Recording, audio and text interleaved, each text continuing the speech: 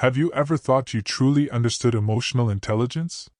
Most people believe that if they master emotional intelligence, they'll automatically gain control over their lives, their relationships, and their inner peace. But what if I told you that the most crucial part of emotional intelligence was never mentioned by Daniel Goleman, the man who popularized it? That's right. There's a missing piece, a hidden principle, that ancient Stoic philosophers knew over 2,000 years ago. And it's the very foundation that allows you not just to manage emotions, but to transcend them. Welcome to True Stoic Mindset. Here, we dive deep into timeless Stoic philosophy, sharing calm, powerful lessons to help you master your mind, strengthen your character, and navigate life with unshakable clarity. In today's video, we're going to explore this hidden dimension of emotional intelligence, what Daniel Goleman forgot to mention, and how Stoicism can fill in this missing piece. This isn't just another discussion about empathy or social skills. This is about going deeper, into the realm of true self-mastery. By the end of this video, you'll discover why modern emotional intelligence is incomplete, the ancient Stoic principle that unlocks real emotional freedom, and how to apply it immediately in your daily life. If you've ever struggled with overwhelming emotions, conflicts, or simply felt trapped by your reactions, stay with me. What you're about to learn might completely shift how you see yourself and the world. Let's begin. The origins of emotional intelligence and its hidden limitations. Let's begin by examining the familiar. In 1995, Daniel Goleman, a science journalist and psychologist, published a book that would go on to reshape the modern conversation about emotions, emotional intelligence. The central idea was revolutionary at the time. For decades, society had prioritized IQ, intelligence quotient, as the ultimate marker of personal and professional success. People were taught to focus on logic, technical skills, and raw intellect. Emotional matters were seen as distractions, even weaknesses. But Goleman's work changed everything.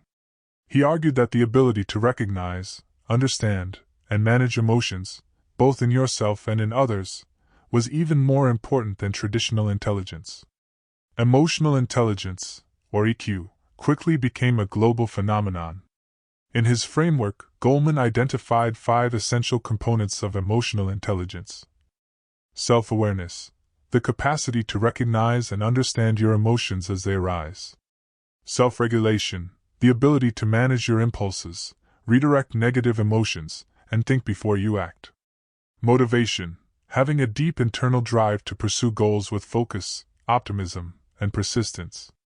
Empathy, the skill of sensing and understanding others' feelings, allowing for better connection and compassion. Social skills, the ability to manage relationships, build networks, and influence others effectively. Together, these 5 components became the modern blueprint for success, not just in personal development, but also in business leadership, education, and therapy.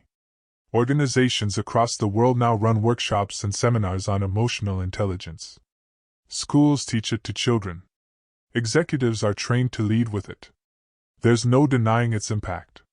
But here's the uncomfortable truth no one talks about. While Goleman's model of emotional intelligence offers valuable tools, it is still fundamentally focused on external performance. At its core, emotional intelligence, as it's commonly taught, trains you to recognize your emotions, adjust your behavior, present yourself as composed, empathetic, and socially effective. In other words, it largely focuses on how you appear to others and how well you can function in social settings. But here's the critical question. What about what happens inside you, beyond the surface? Consider this. You can learn to suppress your anger, smile politely, and speak calmly during a heated argument, but inside, you may still be burning with resentment. You can practice empathy in conversation, but still feel judgment or impatience deep down. You can motivate yourself toward external success, but still feel deeply dissatisfied and restless afterward. In many ways, emotional intelligence has been reduced to a tool for social navigation, a means of becoming more likable, productive, and influential. But it doesn't necessarily transform your relationship with emotions at a fundamental level. Here's where most people get stuck. They learn to manage emotions outwardly, but remain enslaved to them inwardly. They regulate their reactions, but still feel trapped by the same patterns of anger, fear, envy, or anxiety. Why does this happen? Because modern emotional intelligence often stops at modification, teaching you to adjust emotional responses to achieve desired results. It doesn't teach you to go deeper, to question why certain emotions arise in the first place, or whether you need to react at all. It's a surface-level solution to a deeper issue. And here lies the hidden limitation. Emotional intelligence teaches emotional management, but it does not necessarily lead to emotional freedom. It helps you become more skilled at handling emotions, but it doesn't necessarily make you less attached to them. This is why so many people, despite being highly trained in emotional intelligence, still struggle with inner turmoil. They master communication, but can't escape overthinking. They practice self-regulation, but remain anxious and insecure. They express empathy, but secretly resent others' demands. Because they've never been taught the deeper principle that ancient philosophers understood long ago. Freedom doesn't come from managing emotions.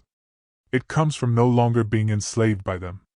And this is precisely where Stoicism enters, with a perspective that is both timeless and radical. The Stoic approach to emotions, a deeper perspective. Now, let's go beyond modern psychology and step into the ancient wisdom of Stoicism. Stoic philosophy, developed over 2,000 years ago by thinkers like Marcus Aurelius, Epictetus, and Seneca, offers a radically different way of viewing emotions. Unlike modern approaches that focus on managing or adjusting emotions, Stoicism teaches something far more profound. You are not your emotions. Emotions, according to Stoicism, are not the problem. The problem is your attachment to them, your belief that you must react to every feeling that arises. Here's the Stoic perspective in simple terms. Emotions are like visitors. They arrive without your permission. You can't stop them from showing up, but you don't have to let them control your home. Stoics describe emotions as impressions, automatic reactions triggered by external events. You don't always choose when an emotion first arises. You feel anger when insulted. You feel anxiety when facing uncertainty. You feel sadness and loss. But here's the critical difference. Feeling an emotion is not the same as being ruled by it. This is where the Stoic principle called the dichotomy of control becomes essential.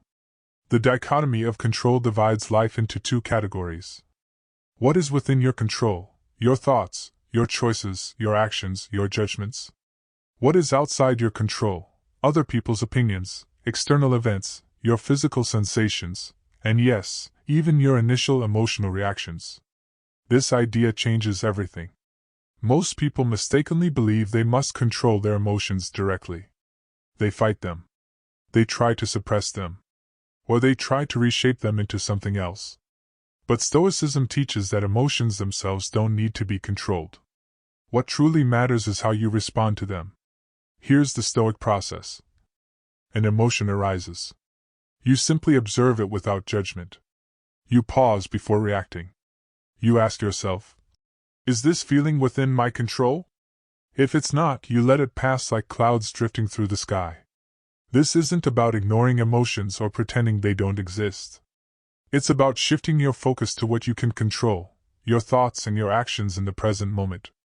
Epictetus put it clearly. It's not things themselves that disturb us, but our judgments about them. Marcus Aurelius echoed the same. If you are distressed by anything external, the pain is not due to the thing itself, but to your estimate of it, and this you have the power to revoke at any moment. This approach leads to something that emotional intelligence rarely offers: emotional sovereignty. Where modern emotional intelligence trains you to redirect emotions toward better outcomes, Stoicism teaches you to step outside of emotions altogether, so you're no longer their prisoner. Instead of constantly working to manage emotions, Stoicism shows you how to create a calm inner space where emotions come and go naturally, without pulling you away from your inner peace. This isn't just theory, it's a skill, a daily practice of watching emotions arise without immediately reacting. And that is why Stoicism isn't merely a philosophy, it's a way of life. Self-restraint, the missing element in emotional intelligence. Now we arrive at the hidden ingredient, what Daniel Goleman's emotional intelligence framework never fully explored. That missing element is self-restraint. In Stoic philosophy, self-restraint, sometimes called sophrosyne in ancient Greek, is not simply about self-regulation or adjusting your emotions outwardly. It's far more profound. Self-restraint is the deliberate, conscious choice not to act on every emotion or impulse that arises. Let's clarify the difference here, because it's subtle, but life-changing. In modern emotional intelligence, self-regulation means redirecting your emotions into constructive behaviors. You're still engaging with the emotion, you're simply steering it towards socially acceptable or productive outcomes. Example: you feel anger in a meeting. Emotional intelligence teaches you to stay calm, speak diplomatically, and address the issue rationally. On the surface, you've managed the situation skillfully. But here's what often goes unnoticed. Internally, you might still feel disturbed. You may carry resentment long after the conversation ends. The emotion hasn't disappeared, it's just been redirected. Now compare this to Stoic self-restraint. You feel anger in the same meeting. You notice the emotion rising, but you don't immediately act on it. You pause, reflect, and remind yourself. This anger is just an impulse. I don't have to obey it. You choose whether or not to act at all, and in many cases, you simply let it pass without needing to express it outwardly. Self-restraint doesn't mean repressing emotions or pretending they don't exist. It means fully acknowledging them, while recognizing you are not obligated to act on them. Here's the core Stoic insight. You can feel an emotion without becoming enslaved by it. Marcus Aurelius practiced this relentlessly. In his meditations, he constantly reminded himself that emotions like anger, grief, and anxiety were natural, but they didn't need to dictate his actions. He wrote, "The best revenge is not to be like your enemy." Epictetus went even further, saying, "When you are offended at any man's fault, turn to yourself and study your own failings. Then you will forget your anger." This kind of radical self-restraint frees you from emotional reactivity. Where emotional intelligence often stops at social harmony, Stoicism reaches deeper, to inner freedom. And here's the surprising truth.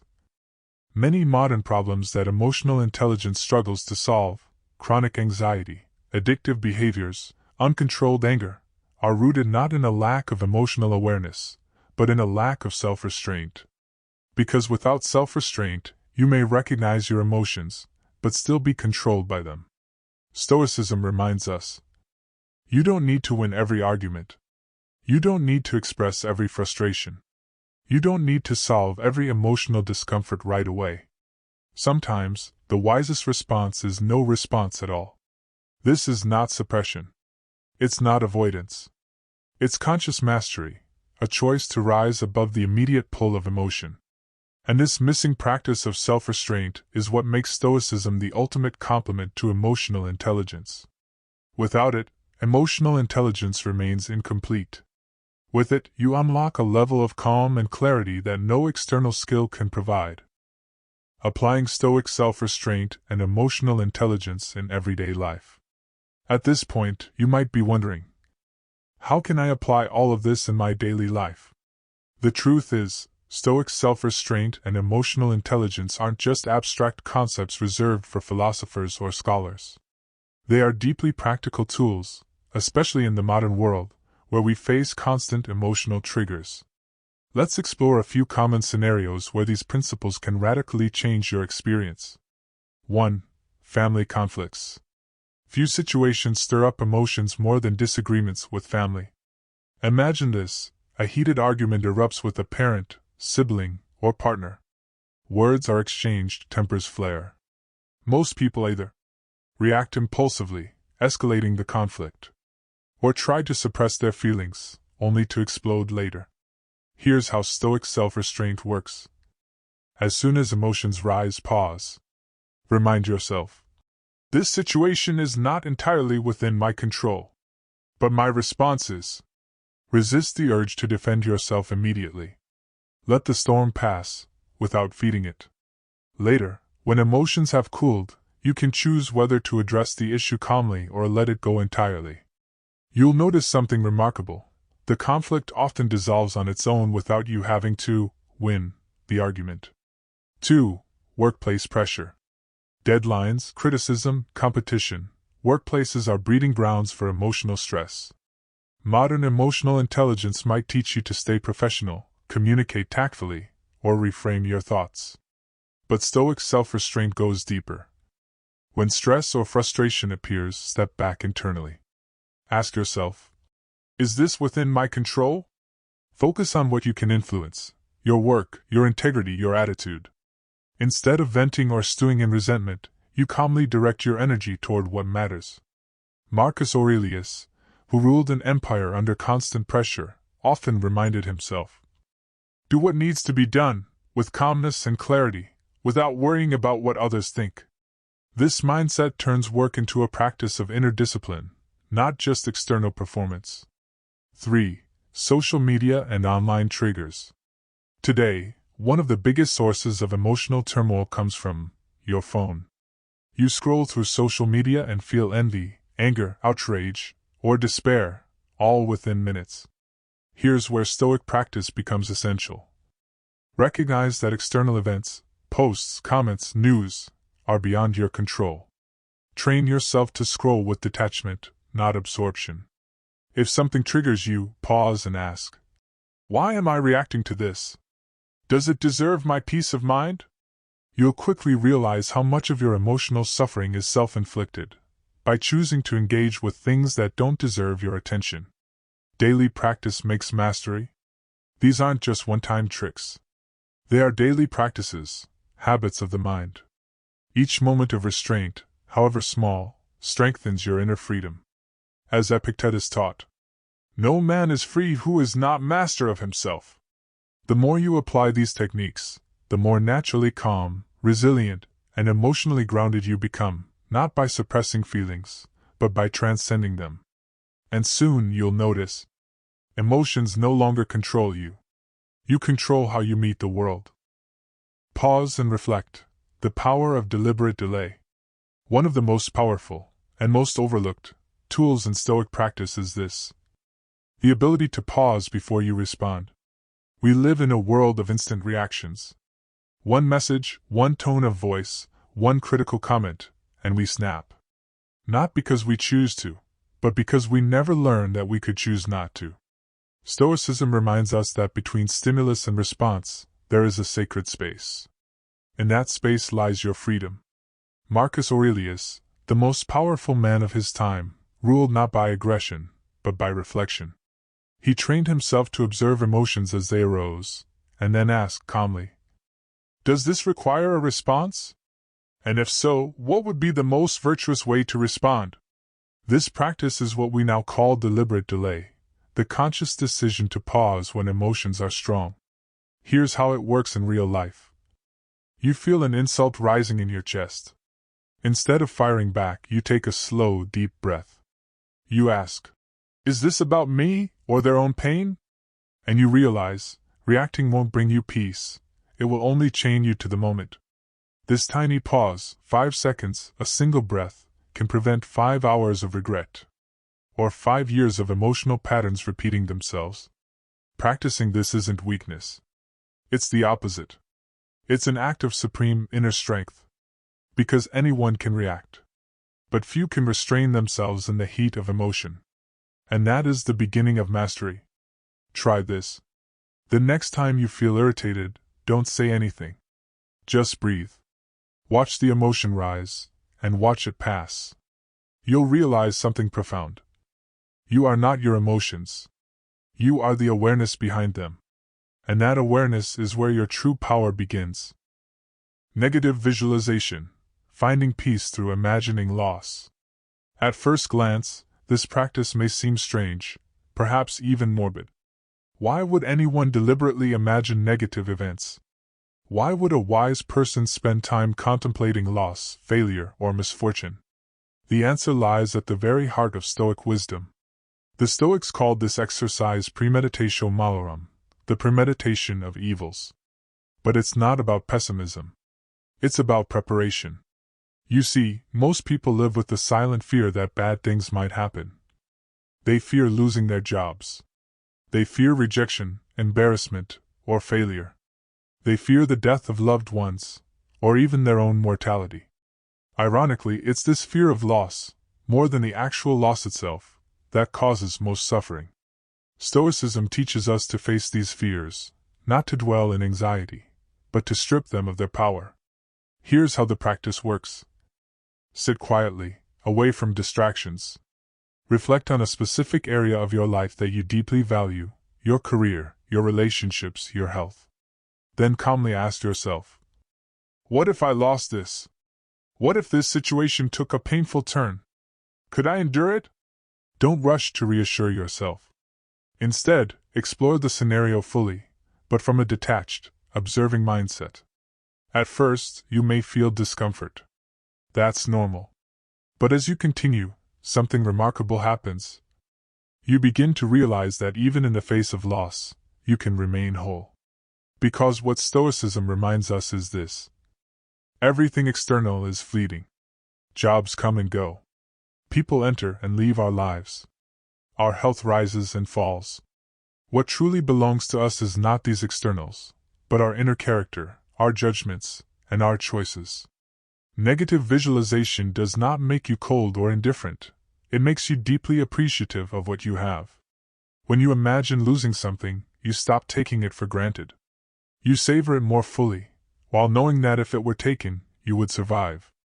Marcus Aurelius practiced this constantly. He wrote, "Begin each day by telling yourself, 'Today I shall be meeting with interference, ingratitude, insolence, disloyalty, ill will, and selfishness.'" But he didn't do this to be negative. He did it to prepare himself, to remain calm and undisturbed, no matter what unfolded. This practice liberates you from fear, and anchors you in gratitude and resilience. Try it. Tonight, before sleep, imagine a situation where something you value is taken away. Don't avoid the discomfort, sit with it. Then remind yourself, I have the strength within me to endure this. And while I have it now, I will appreciate it deeply. You'll sleep more peacefully, not because you've banished fear, but because you've looked it in the eye and smiled. Emotional journaling, writing for inner mastery. In the modern world, journaling is often seen as a simple self-help habit, something casual, like jotting down thoughts or venting frustrations on paper. But for the Stoics, journaling was not a pastime. It was a discipline, a sacred ritual of self-examination. Marcus Aurelius, perhaps the most famous Stoic, wrote his private reflections in what we now call meditations. But these writings were never meant for publication. They weren't intended to impress others or present an image of wisdom. They were written for one purpose: to face himself, to observe his emotions, study his thoughts, and refine his character. That's what Stoic emotional journaling is really about. Here's why this practice is so powerful. Most of us live in a constant swirl of emotion, unaware of the patterns that control us. We repeat the same mistakes, fall into the same emotional traps, and wonder why change feels so difficult. But when you write down your emotions, honestly and without judgment, you begin to see yourself clearly. You create distance between your immediate feelings and your deeper wisdom. Here's how to practice Stoic journaling. Reflect on the day. In the evening, sit in silence. Ask yourself, what emotions dominated my day today? Write them down with complete honesty, whether it's anger, fear, jealousy, joy, or sadness. Trace the triggers. For each emotion, ask, what triggered this? Was it a person, an event, or my own thinking? Apply the Stoic lens. Ask, was this emotion within my control? Did I respond with wisdom, or did I react blindly? How could I have handled it better, according to my values? Set intentions. End by writing a simple intention for tomorrow, rooted in calmness, restraint, and clarity. This practice, done consistently, changes your life. Why? Because most suffering doesn't come from external events, it comes from unconscious patterns inside your own mind.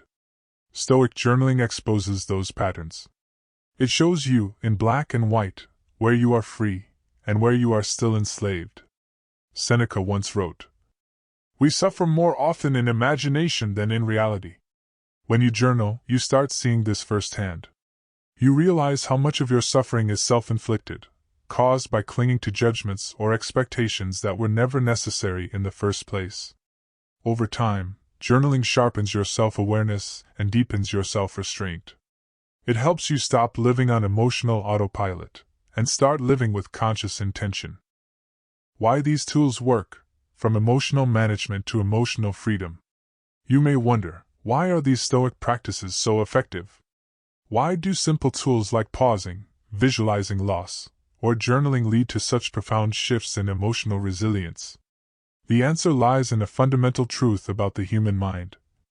Most of your emotional suffering does not come from external events. It comes from your relationship to those events.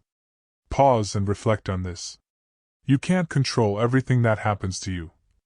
People will criticize you. Plans will fail. Loved ones will disappoint you. Life will present unexpected challenges. But what you can always control is your judgment, your interpretation of what these events mean. And this is precisely what Stoic practices rewire. They don't merely manage your emotions in the moment. They transform the very way you relate to emotions. Here's how each tool works at the deepest level. 1. Pause and reflect. This practice trains your nervous system to stop reacting on autopilot. It creates space between stimulus and response, allowing your rational mind, the seat of wisdom, to take the lead. Over time, this reconditions your emotional reflexes. You begin to instinctively pause, observe, and act with calmness, even in difficult situations. This is not suppression. It's conscious mastery. 2. Negative visualization. This practice dissolves fear by exposing you to it voluntarily. By calmly imagining worst-case scenarios, you build psychological resilience. You learn to face the reality that everything external is impermanent, and that you can endure loss with grace. Paradoxically, this also deepens gratitude. When you contemplate losing something, you appreciate it more fully while you still have it. 3. Emotional journaling. This practice builds deep self-awareness. By writing down your emotions and tracing their causes, you begin to see recurring patterns of thought and behavior. You discover how often your suffering arises not from external events, but from clinging to unhealthy beliefs and unchecked desires. With this awareness, you naturally begin to let go of unnecessary emotional burdens. Together, these practices shift your inner foundation, from emotional reactivity to emotional sovereignty. They teach you not just to manage emotions, but to transcend them. You move from asking, "How can I stop feeling this way?" to a far deeper question. Why should this feeling have any power over me at all? And that is the ultimate Stoic insight. Marcus Aurelius wrote, "You have power over your mind, not outside events. Realize this, and you will find strength." Stoic tools work because they don't promise to change the world outside you. They change you. They free you from the illusion that you must control everything around you in order to feel at peace. Instead, they root your peace in something unshakable. Your own mind. Your own character. Your own conscious choices. And this is why these practices endure across centuries, because they speak to something timeless, universal, and deeply human. If you commit to these tools, not once, but daily, you'll begin to notice less anxiety, less anger, less emotional chaos, and more calmness, clarity, quiet strength. Not because life has become easier, but because you've become stronger. That is the essence of Stoicism. That is true emotional intelligence, not merely managing feelings, but becoming free from their tyranny. True emotional intelligence begins within. Now you see the full picture. Emotional intelligence, as Daniel Goleman described it, is a powerful framework. It teaches awareness, empathy, and self-regulation. It helps you navigate relationships and succeed in social situations. But without self-restraint, without Stoic mastery of your inner life, emotional intelligence remains incomplete. Because no matter how skilled you are in appearing calm on the outside, You're still a prisoner if you're constantly struggling inside. Stoicism reveals a deeper freedom. It teaches you this timeless truth. You don't need to control your emotions. You only need to stop being controlled by them. You can feel anger without acting on it. You can feel fear without shrinking from it. You can feel sadness without drowning in it. And that is real power. The Stoic path isn't easy. It requires daily practice, through pausing, reflecting, visualizing, and journaling. But as you walk this path, you'll discover something priceless. A quiet, unshakable center within you that no external chaos can touch. You'll face life's storms with calmness. You'll move through loss with grace. You'll meet every moment, whether joyful or painful, with clear, steady eyes. And one day, you'll realize the peace you were chasing was always within you. Here's my invitation to you. Begin this journey today. Start small, pause before reacting, write down your emotions tonight, or imagine a loss and see what it teaches you. Practice it, not once, but every day. And if you found value here, join us. This channel, True Stoic Mindset, is dedicated to sharing timeless Stoic wisdom, practical tools to help you grow stronger, wiser, and calmer every single day. Follow to grow stronger every single day. And if this message resonated with you, like this video to help others find it. Share it with someone who needs inner peace. Leave a comment below, tell me your thoughts, or suggest topics you'd like to explore in future videos. Remember, you cannot always control what happens, but you can always control how you meet it. That is the heart of Stoicism.